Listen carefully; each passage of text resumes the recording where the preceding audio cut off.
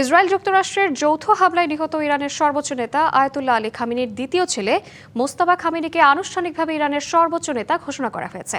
রবিবার দেশটির assembly of experts তাকে এ পদে নির্বাচিত করে। সর্বোচ্চ নেতা নির্বাচিত হওয়ায় মোস্তাবাকে অভিনন্দন জানিয়ে তার প্রতি আনুগত্য প্রকাশ করেছে ইরানের রেভলিউশনারি গার্ডস কর্পস বা IRGC ও সশস্ত্র বাহিনী।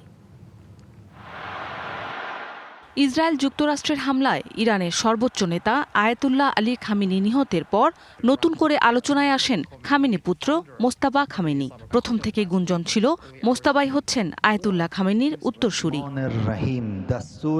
রবিবার ৮৮ সদস্যের অ্যাসেম্বলি অফ এক্সপার্টস মোস্তফা খামেনিকে ইরানের সর্বোচ্চ নেতা নির্বাচন করেন।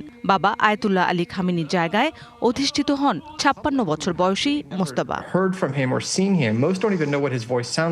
মোস্তাবা খামেনি সর্বোচ্চ নেতা নির্বাচিত হওয়ায় অভিনন্দন জানিয়েছে ইরানের রেভলিউশনারি গার্ড কর্পস IRGC।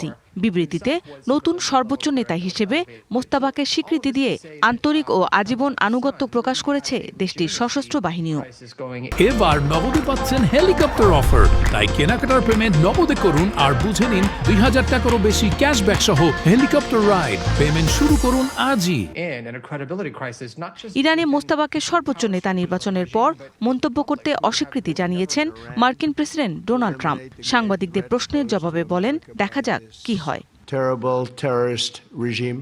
এর আগে ইরানের পরবর্তী নেতা হিসেবে যাকেই মনোনীত করা হোক না কেন, তিনি যদি ইসরায়েল ধ্বংসের নীতি অনুসরণ করেন তবে তাকে হত্যা করা হবে বলে হুঁশিয়ারি দিয়েছেন ইসরায়েলি প্রতিরক্ষা মন্ত্রী ইসরায়েল কাটজ।